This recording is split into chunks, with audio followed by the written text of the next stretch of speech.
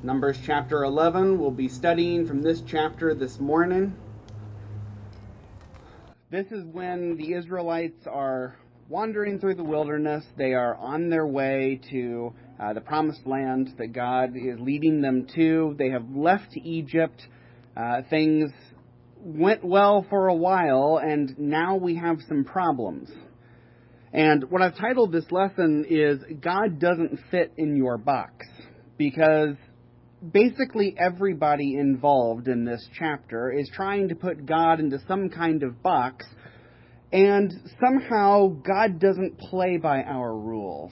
I don't know how that works exactly, but God doesn't really care if I try to put him in a box or not. He is God. He is not beholden to me or to you or to anyone else. And so Numbers chapter 11 becomes a very interesting account for us to see the kind of self-centeredness that everybody involved gets and what God ends up doing about it. So let's start by reading Numbers 11, verses 1 through 9. Verses 1 through 9. And the people complained in the hearing of the Lord about their misfortunes, and when the Lord heard it, his anger was kindled, and the fire of the Lord burned among them, and consumed some outlying parts of the camp. Then the people cried out to Moses, and Moses prayed to the Lord, and the fire died down. So the name of that place was called Taberah, because the fire of the Lord burned among them. Now the rabble that was among them had a strong craving, and the people of Israel also wept again, and said, "Oh, that we had meat to eat! We remember the fish we ate in Egypt that cost nothing, the cucumbers, the melons, the leeks, the onions, and the garlic. But now our strength is dried up, and there is nothing at all but this manna to look at." Now the manna was like coriander seed, and its appearance like that of bdellium. The people went about and gathered it, and ground it in hand mills, or beat it in mortars, and boiled it in pots, and made cakes of it. And the taste of it was like the taste of cakes baked with oil. When the dew fell upon the camp in the night, the manna fell with it. So God's people complained in the hearing of the Lord about their mistreatment. The ESV that I'm reading from says their misfortune, but literally it is their bad or their evil, all the evil that is happening to us. And in some ways, misfortune might be the wrong word, because that makes it sound like that they are worried or upset about all of these random bad things that have happened to them. They're not ascribing this to random bad things. They're ascribing this to God. They're saying, God, you are not treating me the way I would like to be treated. You are not being good enough to me. God is very angry with them. He sends fire to burn some of the outlying parts of the camp. It doesn't specifically say, but probably some of the people around those outlying parts were hurt or killed. And the people recognized the danger they had put themselves in and cried out to Moses. So Moses prayed to God, the fire died down, and that place was called Taberah, or burning, because of what had happened there. And I wish that's where this chapter ended. I wish that they had learned their lesson, and that they never complained again, and they trusted in God, and no longer made these kinds of complaints and accusations against the God who was taking care of them. But there's an awful lot of this chapter left, and this chapter isn't even the only time that they complained to God. A little while later, the rabble among them had a strong craving. The rabble was an assorted group of people who left Egypt along with the Israelites. When you go and you read the account of how they left, you see that the Israelites didn't leave by themselves. Some people chose to go with them, to kind of tag along. And they were people of mixed origins and life histories and such. I don't know exactly why they all wanted to go with the Israelites. They probably had varying reasons for that, malcontents to varying degrees. Obviously, they weren't happy in Egypt. They didn't want to be where they were, And so they just went along with this crowd of people who up and left. And maybe that could be fine, but here they turn out to be a pretty poor influence. They felt a craving. And actually the way that it is worded in the Hebrew is they had a craving for a craving, or a desire for a desire. So this is very strong, a very powerful desire for something that they had back in Egypt. They aren't happy, and they're going to let everyone else know about it. In fact, this discontent spreads beyond the rabble into the main Israelite camp as well. And this is so melodramatic. I read this and I have to read it like so sarcastically and melodramatically because it's kind of pathetic. They say, "Oh, that we had meat to eat. We remember the fish in Egypt that cost nothing, the cucumbers, the melons, the leeks, the onions, and the garlic. But now our strength is dried up, and there is nothing at all but this manna to look at." I mean, wow, could we tone it down like 47 notches? This is really, really dramatic. And even more than just the melodrama, it's a pretty rosy memory of Egypt. Because remember, they had been crying out to God for salvation. Save us from this cruelty, from this heavy burden that we have. Egypt did, in fact, have an abundant selection of food, and being there right by the Nile River, you'd be able to get fish that cost nothing. You could go fish. They had a wide variety of things that one could eat. And I suppose even as slaves, they probably would have had access to a few different things. But was it so horrible what God had provided for them? You know, they say this manna, and you can hear them like they're spitting that out. Like there's venom in their voice as they're speaking so horribly about this manna. What could this manna be? Did God give them like rotting flesh to eat? Or some sort of horribly dull, crumbly, awful nothingness? Like eating dirt from the ground? No. On the one hand, before we even talk about the manna, remember that God is not taking them away from Egypt to say, you're never going to have this abundance again. He is leading them to a place that has even more blessings than Egypt did, even greater variety of food and abundance that they can enjoy and partake in without that pesky slavery to make things so difficult for them. But even along the path in the wilderness, God did not leave them to starve. Nor did they have to scrounge up whatever remnants of food they could find. They had a huge crowd of people here. And it was terrifying to be far away from civilization and to not have access to the farms and to the river and all of these food sources. That's how you die. But God wasn't going to let them die. He gave them food, and He gave them good food. The manna that He gave them sounds beautiful. Fragrant, nourishing, satisfying food. They could grind it up and make cakes out of it, and it tastes like cakes baked with oil. I mean, you can do worse. You can absolutely do worse than manna. That is not a terrible burden to eat, especially if you have just escaped from cruel oppression with your life and your freedom, and you're out here in the wilderness where very little grows.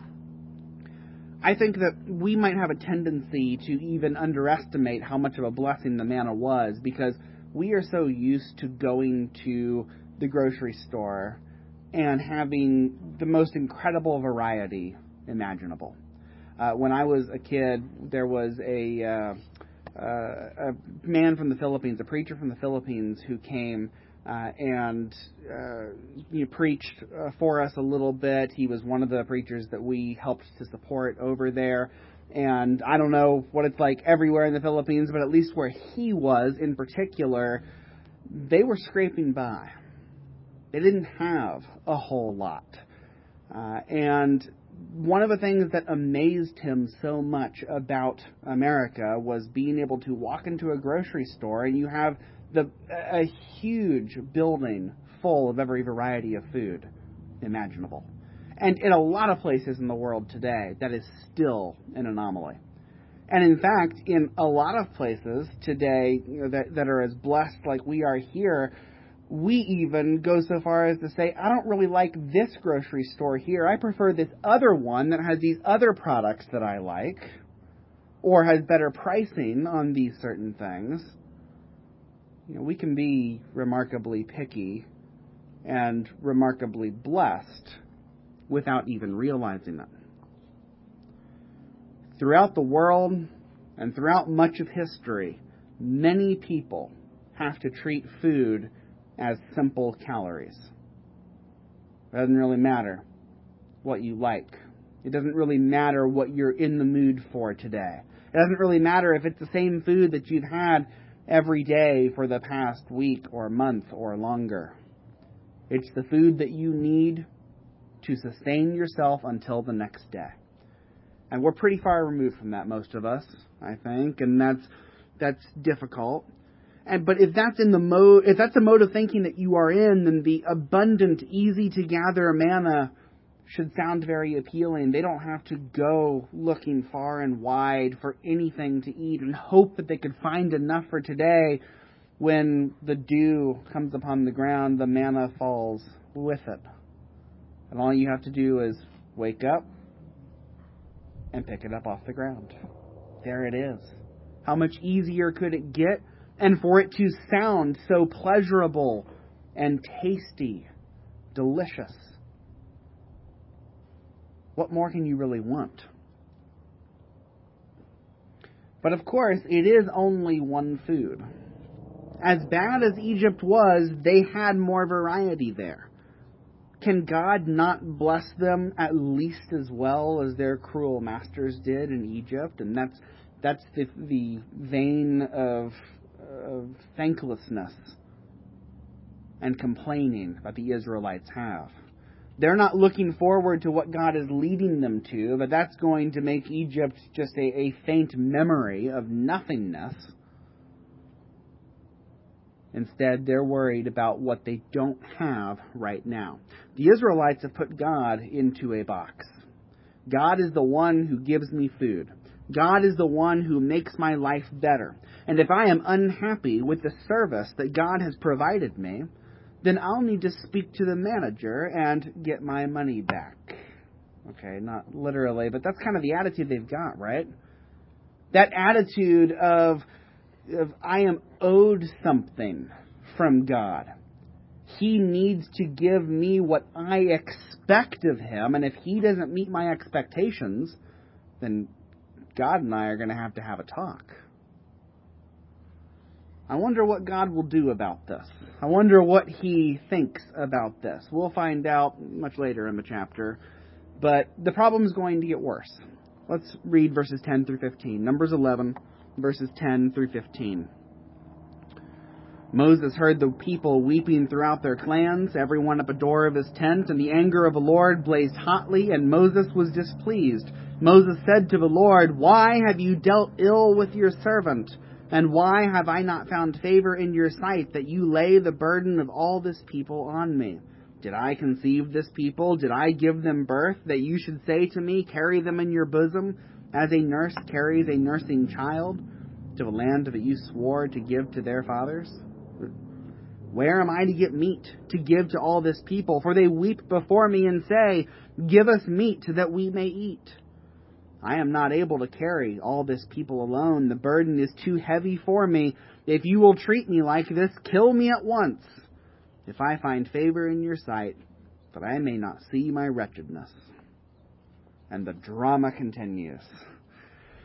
Moses hears all the complaining, and he sees that God is angry, and Moses is angry too. How can the people be so short-sighted? And more importantly, how can God expect me to keep up with this heavy burden? Uh-oh, Moses. Why is that more important? Why is that what you're focusing on?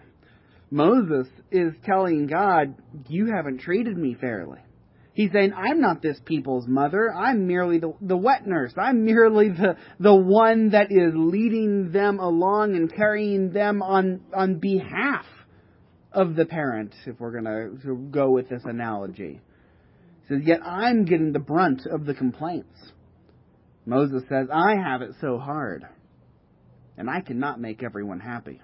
And if you insist on dumping this burden of a people on me, just kill me here and now. These people are at their wit's end. The Israelites are so dramatic. Moses is so dramatic. He'd rather die than have to listen to the Israelites' complaints anymore because of how hard it is for him. Moses has gotten this twisted around to be about him. You read through his complaint and notice all of those pronouns. He says, the people are not treating me right. God is not treating me right. There's all those I and me pronouns. And then the accusatory you toward God. You are doing this to me. You have put a heavy burden upon me. And sometimes this happens when leaders or other faithful people see the rebellion and the complaining of others. They become angry. But then the anger is channeled the wrong way. It becomes a personal slight rather than an offense against God. It's about the difficulty that I have in dealing with the complainers instead of the harm being done to God and God's purpose. And the worst thing about this is that the one who was initially just angry at the complainers becomes a complainer as well. And now everybody's complaining. What's even worse about this is that this kind of complainer manages to believe that they are superior to the fickle and the unfaithful masses. Moses is sitting here saying the Israelites are such terrible complainers. Why are they complaining so much? And God, why are you putting so much of this burden on me? He's complaining about the complaining. And now everybody's complaining. Moses is putting God into a box here as well. A box of selfishness, a box that it is about Moses and not about God. So God's going to do something about this. And he's going to go in reverse order. He's going to start by dealing with Moses, and then he will move on to the rest of the people in Numbers 11, verses 16 through 26. Then the Lord said to Moses, gather for me 70 men of the elders of Israel, whom you know to be the elders of the people and officers over them, and bring them to the tent of meeting, and let them take their stand there with you.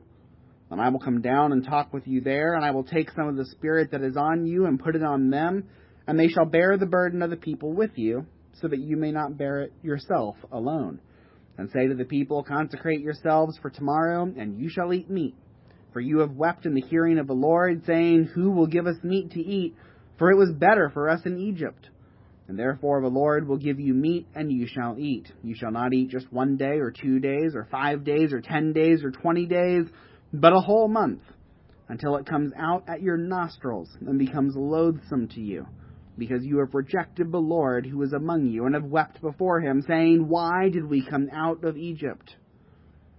But Moses said, the people among whom I am number 600,000 on foot, and you have said, I will give them meat, that they may eat a whole month. Shall flocks and herds be slaughtered for them, and be enough for them? Or shall all the fish of the sea be gathered together for them, and be enough for them? And the Lord said to Moses, is the Lord's hand shortened? Now you shall see whether my word will come true for you, or not. So Moses went out and told the people the words of the Lord, and he gathered 70 men of the elders of the people, and placed them around the tent. Then the Lord came down in the cloud and spoke to him, and took some of the Spirit that was on him, and put it on the 70 elders. And as soon as the Spirit rested on them, they prophesied, but they did not continue doing it. Now 2 men remained in the camp, one named Eldad and the other named Medad, and the Spirit rested on them. They were among those registered, but they had not gone out to the tent, and so they prophesied in the camp. God does not indulge Moses' complaints. Moses wants his burden to be lightened. He says, God, either make this easier for me or just kill me now. And God does lighten his burden, but not really because of Moses. He lightens Moses' burden because the people are in disarray, Moses included, and they need to be pulled back together. The Spirit of God is about to work among the people, and their minds will snap back into focus in a somewhat unpleasant way, as we'll see here in a moment. And Moses is still floundering. When God shows him that he is going to resolve the complaint of the people and correct their disobedience, Moses still makes it about himself. God is promising a month of meat, and the first thing that Moses says is, where am I going to get a month's worth of meat? God, you're making promises, you're writing checks that I can't cash. So where do you expect me to find the flocks and herds or the schools of fish needed to provide this much meat for this many people for so long? And God says, did I say you were going to do it? Moses is not willing to go along with what God's purpose is. He's making it about himself, and Yahweh says, is my hand shortened? Do I need you to do this for me? Stand by and watch what I will do. And so as a way of lightening Moses' burden, 70 elders of the people are chosen to be mouthpieces of Yahweh. Moses was unwilling to obey, but that doesn't slow down God. God raises up 70 temporary Moseses to do the job. God's will is not thwarted. The people will be corrected. Moses may have ground to a halt, but God has not.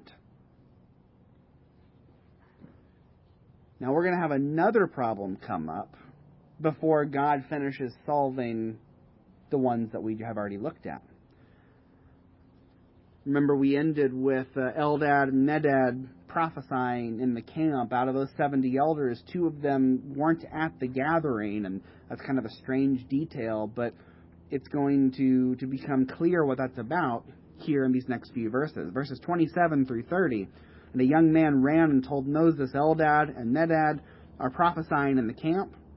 And Joshua, the son of Nun, the assistant of Moses from his youth, said, My lord Moses, stop them. But Moses said to him, Are you jealous for my sake? Would that all the Lord's people were prophets, that the Lord would put his spirit on them. And Moses and the elders of Israel returned to the camp. Joshua sees the elders prophesying, and it seems to make him a little uneasy. Joshua is Moses' assistant and his mentee, and he's used to Moses being in charge. He thinks very highly of Moses. You see, he calls him my Lord Moses. And I imagine him going right along with Moses' complaints on Moses' behalf. How could the people treat the great Moses so unfairly? The last straw for Joshua, though, is the realization that not all of the elders are present at the gathering around the tent. Maybe this is okay for these 70 elders to rise up and to be prophesying if Moses is still head of the assembly, but now here comes word that 2 of them are back at the camp, and the Spirit has been poured out on them all the same. I'm not sure why they were still back at the camp. It doesn't seem to me to be a matter of rebellion. It's kind of hard to imagine God pouring out his Spirit upon someone who's flagrantly ignoring his commands. It seems to be irrelevant, though, as to why they are back at the camp. For whatever reason, they're not at the assembly of the elders and not there in the presence of Moses. And regardless of the reason, they serve as a clear symbol that not everything going on among the Israelites comes from the hand of Moses. And this is something that Moses needs to learn. Moses is a mediator, a deliverer, a leader, a lawgiver, but this plan is not about him. He didn't do any of this by himself. God is more than happy to work through these elders completely separately from Moses if that's what it takes. Remember, just because Moses had ground to a halt doesn't mean that God had. Joshua pleads with Moses to stop these two elders. Don't let them do this without you. But now, finally, Moses seems to understand. His response shows the correct perspective, and for the first time all chapter, Moses realizes that it's not about Moses. He says, "Would that all God's people were prophets." Anything that advances God's purposes, regardless of my own personal involvement, is important. And that's not to say that Moses is encouraging people to do something apart from God. That's not the kind of advancement of God's purposes. Sometimes this rallying cry is used to say, well, it doesn't matter if we're all doing things the same way or following the same doctrine or even believing the same things. That wasn't the point here. The point here was that God will work in whatever way he pleases, and that not everything in God's purpose and God's plan goes through one individual. And that's true even in a congregation, that some of you are doing things and you don't run it by me first, and you don't involve me. Like, how could that possibly be okay? Of course it's okay. We are united, and we don't want the separation and the disunity of doing different things, as in believing different doctrines and teaching different things. But God's work, God's plan, doesn't flow through just any one of us. God works in whatever way he pleases. Now God will finally deal with the rest of the people. In Numbers 11:31 through 34, then a wind from the Lord sprang up, and it brought quail from the sea and let them fall beside the camp, about a day's journey on this side and a day's journey on the other side, around the camp, and about 2 cubits above the ground. And the people rose all that day, and all night, and all the next day, and gathered the quail. Those who gathered least gathered 10 homers, and they spread them out for themselves all around the camp. While the meat was yet between their teeth, before it was consumed, the anger of the Lord was kindled against the people, and the Lord struck down the people with a very great plague. Therefore the name of that place was called Kibroth Hattaavah, because there they buried the people who had the craving. God told Moses that he would provide enough meat for the people to eat for a month until it came out of their noses. That's a mental image. They're going to be so sick and tired of quail, because this is something that they are selfishly asking for and accusing God of not treating them right. Moses wasn't sure where he'd find the flocks and herds for that amount of meat, but God doesn't seem too concerned about where to find it. So a wind from Yahweh sprang up from the sea and brought dense flocks of quail. And if you do the math on it, because remember it said the quail covered the ground from a day's journey on this side to a day's journey on the other side to 2 cubits high, which is about 3 feet high. You do the math on all of that, you end up with about 400 square miles of ground covered in quail to a height of 3 feet. I want you to imagine walking through that and what 400 square miles of quail 3 feet deep would have to look like. Like, that's about waist high on me. That's a lot of quail. That is too many quail. Way too many quail. That is a veritable sea of billions of quail. The people got up, and I assume they had to be so incredibly overwhelmed by the sight of this, And they gathered quail all day long and all night long and all the next day as well before they got tired of gathering quail. It doesn't say that they gathered all the quail. It just says that they stopped gathering quail because they had too many at this point. It says that each person at minimum gathered 10 homers of quail. The person who gathered least gathered 10 homers. Now, like offhand, I think we don't really know what a homer is. It's an ancient unit of measurement, generally thought to be about 6 bushels or 200 liters worth. And each person gathered at least 10 of them. And so different people have tried to run the math on all of this, and there's a lot of things that are uncertain because there are a few different ranges for what a homer is, a few different ranges for exactly how many Israelites there were, all these different things. But the lowest estimate that I could find from somebody who did the math, they took a low size for a homer. They assumed that not every single person in the camp was gathering, but only some of them. That every gatherer only got that minimum of 10 homers, and they included a low number of quail per homer. They still said it was well over 100 million quail that would have been gathered. And that was an extremely conservative estimate in trying to make that number as small as possible. In reality, it's probably orders of magnitude higher than that. That is too many quail.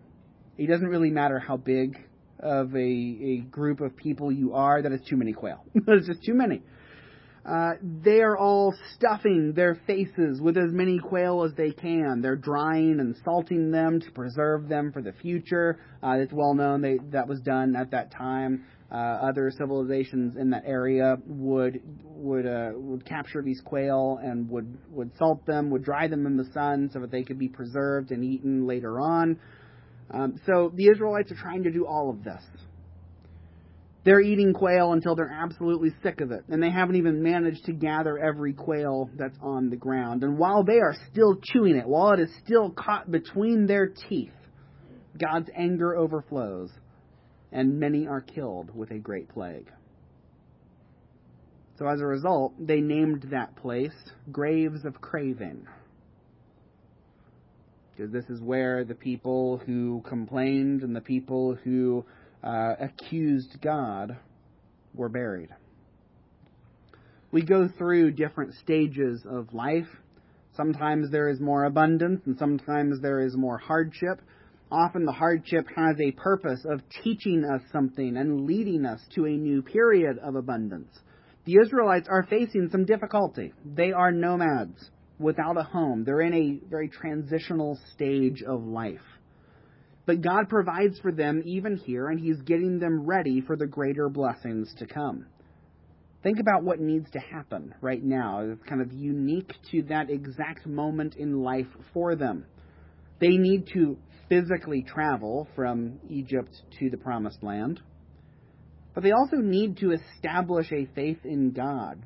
God's been trying to teach them in so many ways that you rely on me. That without me, you have nothing. Without me, you would still be slaves in Egypt. And I am the one who provides all these good things for you. Egypt had more abundance of food, but greater suffering and cruelty. God is leading them through a difficult period so that they can go to something even better. And so, from a zoomed out view, we ask, is it okay if all they have to eat for a while is manna? Yeah. To have an abundant, nourishing, tasty food source that is reliable, that can be counted on, easy to gather every day, that was exactly what they needed to be physically provided for on their journey and to get the clear sign every day that it is God who provides for us. It's not that God can't give them more. And He showed them that He could. He can give them quail until it's coming out of their noses, but He's trying to teach them something. One of Eric's points last week in his lesson was that God kept warning the people, don't say within your heart that these blessings are my own doing. You're going to be tempted to say that. When you go into the promised land and when you have all this abundance, you're going to be so tempted to say, I have done a great thing. Because of my prowess, my power, my worth, my goodness, I have this abundance. Don't be tempted to say that within your heart, because it is through God that you have everything. A period of less in the wilderness would do them some good in remembering that. God works to set his people up for success so that we can even handle the blessings that we are given. He does the same thing with us today.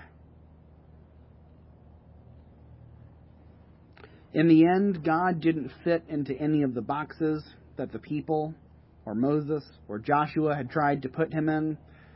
God's will be done. Here is a question that sounds good, but I want you to really think about if it is good. This question is, how does God fit into my life? That sounds good.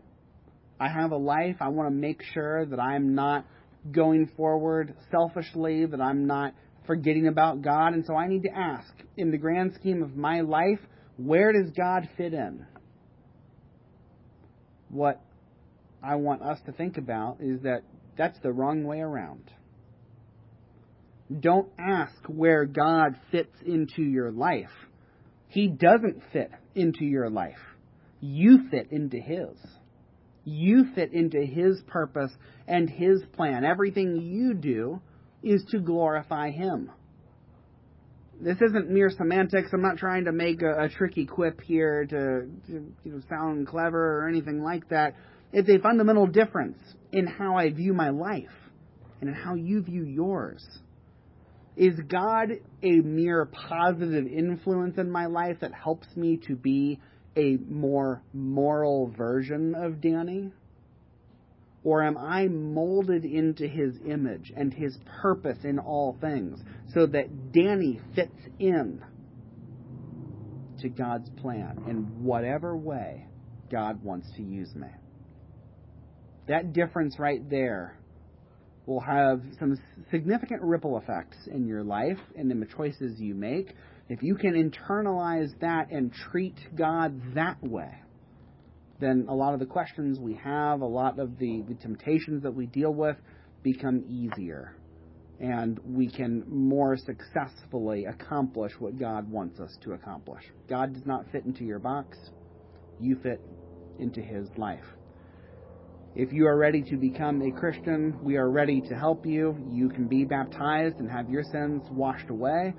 Or if you need the prayers of the brethren here, we're happy to pray with you and for you.